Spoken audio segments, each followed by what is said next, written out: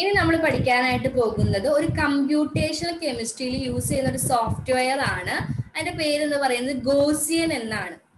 ഞാനൊന്ന് നിങ്ങൾക്ക് ഷെയർ ചെയ്യാൻ നോക്കാം ആ പ്രോഗ്രാം, പക്ഷെ എനിക്ക് അറിയില്ല നിങ്ങൾക്ക് അത് കാണാൻ പറ്റുമോ എന്നുള്ളത്. ഇപ്പൊ നിങ്ങൾക്ക് കാണാനുണ്ടോ സ്ക്രീനില്? ഒരു ടേബിൾ കാണാനുണ്ടോ? ഇനി ഞാൻ ചെയ്യുന്ന കാര്യങ്ങൾ കാണുന്നുണ്ടോ നോക്കൂ. ഇപ്പൊ ഒരു പുതിയ ടേബിൾ ഫോം ചെയ്ത് കണ്ടോ?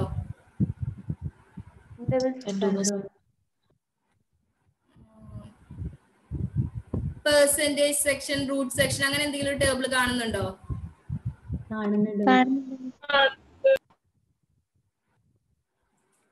അപ്പൊ ഞാനിവിടെ ടൈപ്പ് ചെയ്യുന്നുണ്ട്, കാണുന്നുണ്ടോ? ഇപ്പൊ ടി ടി എന്ന് ടൈപ്പ് ചെയ്തത്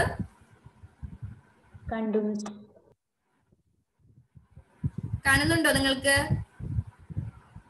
കാണുന്നുണ്ട് മിസ്. ഓക്കെ. അപ്പൊ ഇതാണ് നമ്മൾ യൂസ് ചെയ്യുന്ന ഒരു സോഫ്റ്റ്വെയർ ആണ്. കമ്പ്യൂട്ടേഷണൽ കെമിസ്ട്രിയിൽ നമ്മൾ യൂസ് ചെയ്യുന്ന ഒരു സോഫ്റ്റ്വെയർ ആണ് ഗോസിയൻ എന്ന് പറയുന്നത്. അപ്പൊ നിങ്ങൾക്ക് ഇതിന്റെ ഗോസിയൻ ഇൻപുട്ട് ഫയലിലെ എന്തൊക്കെ കാര്യങ്ങളാണ് നമ്മൾ കൊടുക്കുക, എങ്ങനെയാണ് ഒരു കമ്പ്യൂട്ടേഷണൽ പ്രോഗ്രാം റൺ ചെയ്യുക, അത് പഠിക്കാൻ വേണ്ടിയിട്ടാണ് നമ്മൾ ഈ ഗോസിയൻ എന്ന് പറയുന്ന സോഫ്റ്റ്വെയർ പഠിക്കാനായിട്ട് പോകുന്നത്. S4 നമുക്ക് ഇതിന്റെ പ്രാക്ടിക്കലും ചെയ്യാനുണ്ട്. അപ്പൊ ഞാൻ നിങ്ങൾക്ക് പറഞ്ഞു തരാം. അതിനുശേഷം നമുക്ക് മറ്റേ PPTയിലോട്ട് പോവാം. അപ്പൊ ഇത് കാണിച്ചു തരുമ്പോൾ നിങ്ങൾക്ക് കുറച്ചും കൂടി മനസ്സിലാവുമെന്ന് എനിക്ക് തോന്നുന്നു. ഇപ്പൊ നിങ്ങൾ ഇവിടെ നോക്കുമ്പോ ഫസ്റ്റ് ഒരു സെക്ഷൻ കാണുന്നുണ്ട്. എന്താ സെക്ഷന്റെ പേര് കൊടുത്തിരിക്കുന്നത്? Percentage section. കാണുന്നുണ്ടോ പെർസെന്റേജ് സെക്ഷൻ? Percentage section. ഈ പെർസെന്റേജ് സെക്ഷന്റെ യൂസ് എന്താന്ന് വിചാരിച്ചാല്, നമ്മൾ മുന്നേ ചെയ്ത ഏതെങ്കിലും ഒരു പ്രോഗ്രാം അതിന്റെ റിസൾട്ട് നമ്മൾ ഇപ്പോൾ ചെയ്യുന്ന പ്രോഗ്രാമിൽ നമുക്ക് ആവശ്യമുണ്ടെങ്കിൽ അത് കണക്ട് ചെയ്യുന്ന ഒരു ലിങ്ക് ആണ് എന്തെന്ന് പറയുന്നത്? പെർസെന്റേജ് സെക്ഷൻ എന്ന് പറയുന്നത്. അതായത് ഇപ്പൊ ഞാൻ വാട്ടറിന്റെ സ്ട്രക്ചർ ഓൾറെഡി ഡിറ്റർമിൻ ചെയ്ത് വെച്ചിട്ടുണ്ട്. ഇനി ഞാൻ ചെയ്യാൻ പോകുന്നത് വാട്ടറിന്റെ ഫ്രീക്വൻസി കാൽക്കുലേഷൻ ആണ്. അപ്പൊ എനിക്ക് ആ സ്ട്രക്ചർ കിട്ടിയാലാണ് ഈ കാൽക്കുലേഷൻ ചെയ്യാനായിട്ട് പറ്റുള്ളൂ. അപ്പൊ നമ്മൾ സ്ട്രക്ചർ കണ്ടുപിടിച്ച ആ പ്രോഗ്രാം ഇപ്പൊ നമ്മൾ ചെയ്യാൻ പോകുന്ന ഈ പ്രോഗ്രാമുമായിട്ട് ഒന്ന് ലിങ്ക് ചെയ്യണം. അപ്പൊ അതിന് വേണ്ടിയുള്ള ഒരു ലിങ്ക് ആയിട്ടാണ് എന്ത് വർക്ക് ചെയ്യുന്നത്? പെർസെന്റേജ് സെക്ഷൻ വർക്ക് ചെയ്യുന്നത്. നിങ്ങൾ മനസ്സിലാക്കി വെച്ചാൽ മതി. നമ്മുടെ PPTയിൽ ഞാൻ അതിന്റെ ശരിക്കുള്ള ഡെഫിനിഷൻസ് പറഞ്ഞു തരാം. അപ്പൊ ഇതാണ് പെർസെന്റേജ് സെക്ഷൻ എന്ന് പറയുന്നത്. പെർസെന്റേജ് സെക്ഷനിൽ നമ്മൾ എന്താ ചെയ്യുന്നത്? നമ്മൾ മുന്നേ ചെയ്ത ഒരു പ്രോഗ്രാം നമ്മൾ ഇപ്പൊ ചെയ്യുന്ന ഒരു പ്രോഗ്രാമുമായിട്ട് ഒരു ലിങ്ക് ഫോം ചെയ്യണമെങ്കിൽ, അതിൽ നിന്നുള്ള ഡാറ്റാസ് നമ്മുടെ ഇപ്പോഴുള്ള പ്രോഗ്രാമിന് ആവശ്യമുണ്ടെങ്കിൽ നമ്മൾ ഇവിടെയാണ് അതിന്റെ ലിങ്ക് കൊടുക്കുക. ക്ലിയർ ആണോ പറഞ്ഞത്? ക്ലിയർ ആണോ? ഇനി അടുത്ത സെക്ഷൻ കൊടുത്തിരിക്കുന്നത് route section. Route section route section എന്ന് പറഞ്ഞാൽ എപ്പോഴും അത് സ്റ്റാർട്ട് ചെയ്യുന്നത് ഒരു പൗണ്ട് സൈൻ വെച്ചിട്ടാണ്. റൂട്ട് സെക്ഷൻ എപ്പോഴും സ്റ്റാർട്ട് ചെയ്യുക ഒരു പൗണ്ട് സൈൻ വെച്ചിട്ടാണ് റൂട്ട് സെക്ഷൻ സ്റ്റാർട്ട് ചെയ്യുക. ഇങ്ങനെയുള്ള കാര്യങ്ങൾ നിങ്ങൾ നോട്ട് ചെയ്തോളൂ കേട്ടോ. Route section start always with a pound sign, നമ്മുടെ സ്ലാഷ് പോലത്തുള്ള സൈൻ, അത് വെച്ചിട്ടാണ് എപ്പോഴും റൂട്ട് സെക്ഷൻ സ്റ്റാർട്ട് ചെയ്യുക. After pound sign if we write capital T, after pound sign if we write capital T, we get maximum output about the data. നമ്മൾ കൊടുക്കുന്ന ഡാറ്റയ്ക്ക് maximum output നമുക്ക് T എന്ന് പറഞ്ഞ ലെറ്റർ ആണ് നമ്മൾ കൊടുക്കുന്നതെങ്കിൽ നമ്മൾ കൊടുക്കുന്ന ഡാറ്റയ്ക്ക് മാക്സിമം ഔട്ട്പുട്ട് കിട്ടും. if we type capital T, we get maximum output. Instead of this, if we write capital P, T ക്ക് പകരം നമ്മൾ എഴുതുന്നത് P ആണെന്ന് വിചാരിക്കുക. So we get only corresponding output for the input data. നമ്മൾ കൊടുക്കുന്ന input data എന്താണ്? അതിന്റെ എസെൻഷ്യൽ ഔട്ട്പുട്ട് ഡാറ്റ മാത്രമാണ് നമുക്ക് കിട്ടുള്ളൂ. We get only the essential data about the we get only the essential output. We get only the essential output. നമ്മളിപ്പോ കുറച്ച് കാര്യങ്ങൾ കൊടുത്തിട്ടുണ്ടാവും ഇൻപുട്ടില്, അതെന്താണോ അത് മാത്രമാണ് P കൊടുക്കുകയാണെങ്കിൽ കിട്ടുള്ളൂ. പക്ഷെ അതേസമയം നമ്മൾ T കൊടുക്കുകയാണെങ്കിൽ നമുക്ക് മാക്സിമം ഡാറ്റാസ് ക്രിയേറ്റ് ചെയ്യാനായിട്ട് പറ്റും. അപ്പൊ നമ്മൾ എപ്പോഴും എന്ത് കൊടുക്കും? ക്യാപിറ്റൽ ടി ആണ് കൊടുക്കുക. അപ്പൊ നമുക്ക് മാക്സിമം ഡാറ്റാസ് കിട്ടും. ഇനി അതിനുശേഷം നമ്മൾ കൊടുക്കുന്നത് സ്ലാഷ് പൗണ്ട് സൈൻ കൊടുത്തു, ടി കൊടുത്തു. അതിനുശേഷം നമ്മൾ കൊടുക്കുന്നത് ഏത് മെത്തേഡാണ് നമ്മൾ യൂസ് ചെയ്യുന്നത്. നമ്മൾ ഇപ്പൊ എപ്പോഴും യൂസ് ചെയ്യുന്നത് ഹാർട്ട്രിഫോക്ക് മെത്തേഡാണ്. അപ്പൊ നമ്മൾ അതിന്റെ ഒരു സിമ്പിൾ കൊടുക്കും, ഹാർട്ട്രിഫോക്ക് മെത്തേഡ്. ഏത് മെത്തേഡാണെന്ന് യൂസ് ചെയ്യുന്നതാണ് ഹാർട്ട്രിഫോക്ക് മെത്തേഡ്. ഇനി ഈ ഹാർട്ട്രിഫോക്ക് മെത്തേഡ് തന്നെ റെസ്ട്രിക്റ്റഡ് ഹാർട്ട്രിഫോക്ക് മെത്തേഡും ഉണ്ട്, അൺറെസ്ട്രിക്റ്റഡ് ഹാർട്ട്രിഫോക്ക് മെത്തേഡും ഉണ്ട്. റെസ്ട്രിക്റ്റഡ് എന്ന് പറഞ്ഞാൽ മിക്കവാറും പെയ്ഡ് ഇലക്ട്രോണിന്റെ കേസിലാണ് എടുക്കുക. അൺറെസ്ട്രിക്റ്റഡ് എന്ന് പറയുമ്പോൾ അൺപെയ്ഡ് ഇലക്ട്രോണിന്റെ കേസിലാണ് അൺറെസ്ട്രിക്റ്റഡ് ഹാർട്ട്രിഫോക്ക് മെത്തേഡ് കൊടുക്കുക. അപ്പൊ ആദ്യം പൗണ്ട് സൈൻ കൊടുത്തു, പിന്നെ ടി അല്ലെങ്കിൽ പി കൊടുക്കും നമ്മള്. പിന്നെ ഏത് മെത്തേഡാണ് നമ്മൾ യൂസ് ചെയ്തത്, നമ്മളിവിടെ യൂസ് ചെയ്ത് ഹാർട്ട്രിഫോക്ക് മെത്തേഡാണ്. അപ്പൊ അത് HF നമ്മൾ കൊടുത്തു. പിന്നെ റെസ്ട്രിക്റ്റഡ് ആണോ അൺറെസ്ട്രിക്റ്റഡ് ആണോ, അൺറെസ്ട്രിക്റ്റഡ് ആണെങ്കിൽ യു എന്ന് കൊടുക്കും, റെസ്ട്രിക്റ്റഡ് ആണെങ്കിൽ ആർ എന്ന് കൊടുക്കും.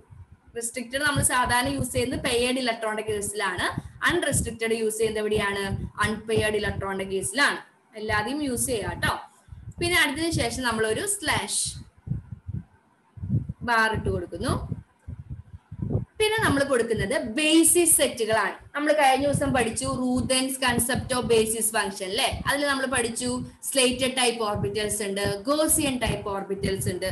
അങ്ങനെ വരുന്ന ഒരു ഗോസിയൻ ടൈപ്പ് ഓർബിറ്റലിന്റെ പേരാണ് ഞാൻ അടിച്ചു കൊടുക്കുന്നത് 631G 631G D. ഇതെങ്ങനെയാണ് ഈ ബേസിസ് സെറ്റിന്റെ പേര് വരുന്നതെന്ന് നമ്മൾ ഈ മൊഡ്യൂളിൽ പഠിക്കുന്നുണ്ട്, നോമൻക്ലേച്ചർ ഓഫ് ബേസിസ് സെറ്റ്. അപ്പൊ നിങ്ങൾക്ക് മനസ്സിലാവും. ഇപ്പൊ ഇത് മനസ്സിലാക്കി വെക്കുക, ഇതൊരു ബേസിസ് സെറ്റ് ആണ് 631GD. ഗോസിയൻ ടൈപ്പ് ഓർബിറ്റലിന്റെ ഒരു എക്സാമ്പിൾ ആണ് 631GD. ഇനി അതിനുശേഷം നമ്മൾ കൊടുക്കേണ്ടത് നമുക്ക് എന്താണോ ഡിറ്റർമിൻ ചെയ്യേണ്ടത് അതിന്റെ കീവേഡുകളാണ്. ഇപ്പൊ ഞാൻ ചെയ്യാൻ പോകുന്നത് വാട്ടർ മോളിക്യൂളിന്റെ ജോമെട്രി കണ്ടുപിടിക്കാനാണ് പോകുന്നത് വിചാരിക്കാം. അപ്പൊ ജോമെട്രി ഒപ്റ്റിമൈസേഷന് വേണ്ടി നമ്മൾ യൂസ് ചെയ്യുന്ന കീവേഡ് ആണ് ഓപ്റ്റ്. ജോമെട്രി ഒപ്റ്റിമൈസേഷൻ എന്ന് പറഞ്ഞാൽ മിനിമം എനർജി ഉള്ള സ്ട്രക്ചർ കിട്ടുന്നതിനെയാണ് ജോമെട്രി ഒപ്റ്റിമൈസേഷൻ എന്ന് പറയുന്നത്. അപ്പൊ അതിന് ഞാൻ യൂസ് ചെയ്ത കീവേഡ് ആണ് ഓപ്റ്റ്. ഇനി ഞാൻ ഫ്രീക്വൻസി കൂടി കാൽക്കുലേറ്റ് ചെയ്യണമെന്ന് വിചാരിക്കും. അപ്പൊ നമ്മൾ കൊടുക്കേണ്ട കീവേഡ് ആണ് ഫ്രീക്ക്.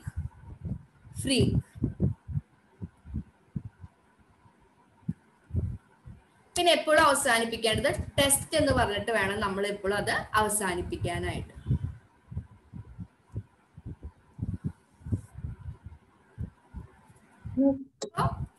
ഇതൊക്കെയാണ് നമ്മുടെ എന്തിൽ വരുന്നത്, റൂട്ട് സെക്ഷനിൽ വരുന്നത്. പൗണ്ട് സൈൻ, പിന്നെ ടി കൊടുത്ത മാക്സിമം, പി കൊടുത്ത എസെൻഷ്യൽ, പിന്നെ ഏത് മെത്തേഡാണ് നമ്മൾ യൂസ് ചെയ്യുന്നത്, ഹാർട്ട്രിഫോക്ക്. പിന്നെ നമ്മൾ ബേസിസ് സെറ്റ് കൊടുക്കുന്നു. അതേപോലെ നമ്മൾ എന്താണ് കണ്ടുപിടിക്കാൻ പോകുന്നത് അതിന്റെ കീവേഡ്. ജോമെട്രി ഒപ്റ്റിമൈസേഷൻ ആണെങ്കിൽ ഓപ്റ്റ്. ജോമെട്രി ഒപ്റ്റിമൈസേഷൻ എന്ന് പറഞ്ഞാൽ ആ മോളിക്യൂളിലെ ജോമെട്രി കണ്ടുപിടിക്കുക, മിനിമം എനർജി ഉള്ള ജോമെട്രി, അതിനെയാണ് ജോമെട്രി ഒപ്റ്റിമൈസേഷൻ എന്ന് പറയുന്നത്. പിന്നെ ഫ്രീക്വൻസി കാൽക്കുലേറ്റ് ചെയ്യുകയാണെങ്കിൽ ഫ്രീക്ക് എന്ന് പറഞ്ഞ കീവേഡ്. എപ്പോഴും അവസാനിപ്പിക്കേണ്ടത് എന്തായിരിക്കണം, ടെസ്റ്റ് എന്ന് പറഞ്ഞിട്ടായിരിക്കണം. അടുത്ത സെക്ഷൻ ആണ് ടൈറ്റിൽ സെക്ഷൻ. ടൈറ്റിൽ സെക്ഷൻ എന്ന് പറഞ്ഞാൽ ജസ്റ്റ് നമുക്ക് മനസ്സിലാവാൻ എന്തെങ്കിലും ഒരു ടൈറ്റിൽ കൊടുക്കുക. ഇപ്പൊ ഞാൻ വാട്ടർ മോളിക്യൂളിനെ കണ്ടുപിടിക്കുന്നതുകൊണ്ട് വാട്ടർ എന്ന് പറയുന്ന ഒരു പേര് കൊടുത്തു, അത്രേ ഉള്ളൂ, വാട്ടർ.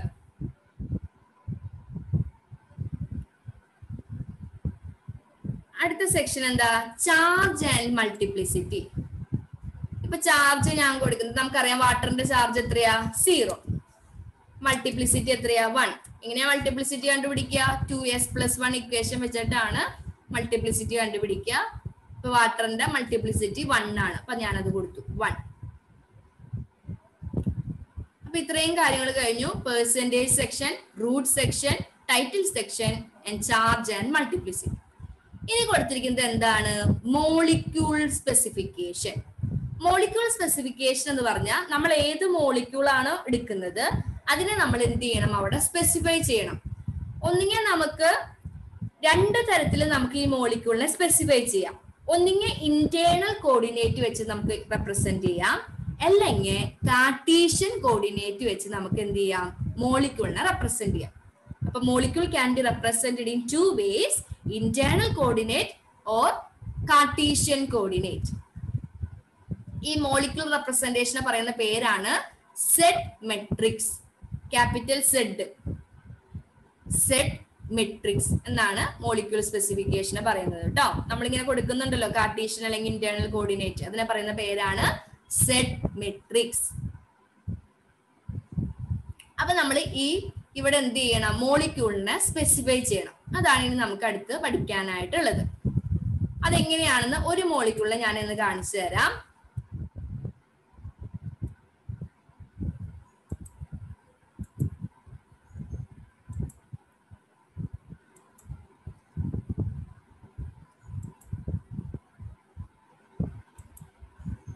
ഇപ്പൊ നമ്മൾ എടുക്കുന്നത് വാട്ടർ മോളിക്യൂൾ ആണെന്ന് വിചാരിക്കുക. വാട്ടർ മോളിക്യൂൾ ആവുമ്പോൾ ഏറ്റവും ആദ്യം നമ്മൾ എഴുതേണ്ടത് അതിന്റെ സ്ട്രക്ചർ എഴുതണം. ഇന്റേണൽ കോർഡിനേറ്റ് ആണ് ഞാൻ കാണിക്കുന്നത്, കാർട്ടീഷ്യൻ കോർഡിനേറ്റ് അടുത്ത ദിവസം എടുക്കാം. അപ്പൊ ആദ്യം തന്നെ വാട്ടറിന്റെ സ്ട്രക്ചർ നമുക്കറിയാം എന്താ, OHH അല്ലെ, ബെൻ ഷേപ്പ് ആണ് OHH. സെഡ് മെട്രിക്സ് എന്നാണ് ഇതിനെ പറയാ കേട്ടോ, സെഡ് മെട്രിക്സ്. ഇത് ഇന്റേണൽ കോർഡിനേറ്റ് ആണ് നമ്മൾ പഠിക്കാനായിട്ട് പോകുന്നത്. അപ്പൊ ആദ്യം തന്നെ ഒരു മോളിക്യൂളിന്റെ സ്ട്രക്ചർ വരയ്ക്കാം. അതിനുശേഷം എന്ത് ചെയ്യണം അറിയാമോ, ആദ്യം അതിലെ സെൻട്രൽ ആറ്റത്തിനെ എഴുതണം. അപ്പൊ ഇവിടുത്തെ സെൻട്രൽ ആറ്റം ഏതാ, ഓക്സിജൻ.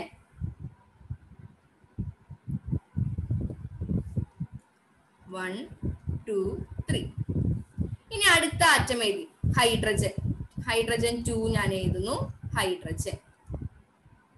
ഇനി നമുക്കറിയാം, ഇപ്പൊ നമ്മൾ ഇവിടെ ഈ ഓക്സിജനും ഈ ഹൈഡ്രജനും മാത്രമേ കൺസിഡർ ചെയ്യുന്നുള്ളൂ. ഈ ഓക്സിജനും ഹൈഡ്രജനും കൂടി റെപ്രസെന്റ് ചെയ്യാൻ നമുക്ക് ആകെ കൂടി ഒരു പാരാമീറ്ററേ വേണ്ടൂ. എന്താ പാരാമീറ്റർ എന്ന് പറയുന്നത്, ബോണ്ട് ലെങ്ത് അല്ലെ. ഈ ബോണ്ട് ലെങ്ത് വഴിയാണ് ഈ ഹൈഡ്രജൻ എന്ത് ചെയ്തിരിക്കുന്നത്, ഈ ഓക്സിജനോട് അറ്റാച്ച് ചെയ്തിരിക്കുന്നത്. അപ്പൊ ഹൈഡ്രജൻ എന്ന് പറയുന്നത് ഓക്സിജൻ നമ്മൾ മാർക്ക് ചെയ്തത് എന്താ, 1 അറ്റാച്ച് ചെയ്തിരിക്കുന്നത് എങ്ങനെയാണ്, ബോണ്ട് ലെങ്ത് വഴിയാണ്. ഈ ഹൈഡ്രജൻ ഓക്സിജനോട് അറ്റാച്ച് ചെയ്യാൻ ആകെ കൂടി ഒരു പാരാമീറ്റർ മാത്രമേ യൂസ് ചെയ്തിട്ടുള്ളൂ. ആ പാരാമീറ്റർ എന്താണ്, ബോണ്ട് ലെങ്ത് ആണ്. അതാണ് ഇവിടെ കൊടുത്തിരിക്കുന്നത് 1R1. ഇനി അടുത്ത ഹൈഡ്രജൻ എടുക്കാം, 3 എന്ന് മാർക്ക് ചെയ്ത ഹൈഡ്രജൻ. ആ ഹൈഡ്രജൻ ഓക്സിജനോട് ബോണ്ട് ചെയ്തിരിക്കുന്നത് ബോണ്ട് ലെങ്ത് വഴിയായിട്ടാണ്. ഇനി എന്തുകൂടി കൺസിഡർ ചെയ്യണം, ഈ ബോണ്ട് ആംഗിളും കൂടി കൺസിഡർ ചെയ്യണം അല്ലെ. അല്ലെങ്കിൽ എന്താ, ഇപ്പൊ ഈ ഹൈഡ്രജൻ ഇവിടെ വന്നു, ഈ ഹൈഡ്രജൻ ഇവിടെ വരാനുള്ള പോസിബിലിറ്റി ഉണ്ട്, അല്ലെങ്കിൽ ഈ ഹൈഡ്രജൻ ഇവിടെ വരാനുള്ള പോസിബിലിറ്റി ഉണ്ട്, എല്ലാ പോസിബിലിറ്റീസ് ഉണ്ട്. അപ്പൊ ഈ ബോണ്ട് ആംഗിളും കൂടി സ്പെസിഫൈ ചെയ്താലാണ് ഈ ഹൈഡ്രജൻ ഇവിടെ തന്നെ വരുള്ളൂ. അപ്പൊ എന്ത് ചെയ്യണം, ഈ സെക്കൻഡ് ഹൈഡ്രജൻ ആറ്റം ആയിട്ടുള്ള അതിന്റെ ബോണ്ട് ആംഗിളും കൂടി നമ്മൾ കൊടുക്കണം. ഇതാണ് നമ്മുടെ വാട്ടർ മോളിക്യൂളിന്റെ സെഡ് മെട്രിക്സ് എന്ന് പറയുന്നത്. അപ്പൊ ആദ്യം തന്നെ എന്ത് ചെയ്യണം, മോളിക്യൂളിന്റെ സ്ട്രക്ചർ എഴുതണം. എന്നിട്ട് എന്ത് ചെയ്യണം, അതിൽ സെൻട്രൽ ആറ്റത്തിനെ മാർക്ക് ചെയ്യണം. പിന്നെ അടുത്ത ആറ്റം, എപ്പോഴും രണ്ടാമത്തെ ആറ്റത്തിനെ റെപ്രസെന്റ് ചെയ്യാൻ ഒരു പാരാമീറ്ററേ വേണ്ടൂ. എന്താ, ആദ്യത്തെ ആറ്റമായിട്ടുള്ള അതിന്റെ ബോണ്ട് ലെങ്ത്. അപ്പൊ ഹൈഡ്രജൻ സ്പേസ് 1 ആയിട്ട് അതിന്റെ ബോണ്ട് ലെങ്ത്, അപ്പൊ 1 സ്പേസ് R1. അടുത്ത ഹൈഡ്രജൻ പറയുമ്പോൾ ഓക്സിജൻ ആയിട്ടുള്ള ബോണ്ട് ലെങ്ത്തും വേണം, പിന്നെ എന്ത് വേണം, ഈ സെക്കൻഡ് ഹൈഡ്രജൻ ആറ്റുമായിട്ടുള്ള ബോണ്ട് ആംഗിളും വേണം, അല്ലെങ്കിൽ വേറെ എവിടെയെങ്കിലും വരാനുള്ള പോസിബിലിറ്റി ഉണ്ട്. അപ്പൊ എപ്പോഴും ശ്രദ്ധിക്കുക, രണ്ടാമത്തെ ആറ്റം റെപ്രസെന്റ് ചെയ്യാൻ ഒരു പാരാമീറ്റർ മാത്രം മതി, ബോണ്ട് ലെങ്ത് മാത്രം മതി. മൂന്നാമത്തെ ആറ്റം റെപ്രസെന്റ് ചെയ്യാൻ എന്തൊക്കെ വേണം, ബോണ്ട് ലെങ്ത്തും വേണം, ബോണ്ട് ആംഗിളും വേണം. ഇത്രയും കഴിഞ്ഞതിന് ശേഷം നമ്മൾ ഈ R1ഉം A1ഉം എത്രയാണെന്ന് കൊടുക്കണം. അപ്പൊ നമ്മളിവിടെ 2 സ്പേസ് ഇട്ടതിന് ശേഷം R1 ഈക്വൽ ടു, R1ന്റെ വാല്യൂ ഏകദേശം ഒരു 2.0 ആണ്. A1 നമുക്കറിയാം എത്രയാ, വാട്ടർ മോളിക്യൂളിന്റെ 104.5. ഇത് ഇത്രയും കൊടുക്കണ്ട, ഒരു 1 point something കൊടുത്താൽ മതി കേട്ടോ.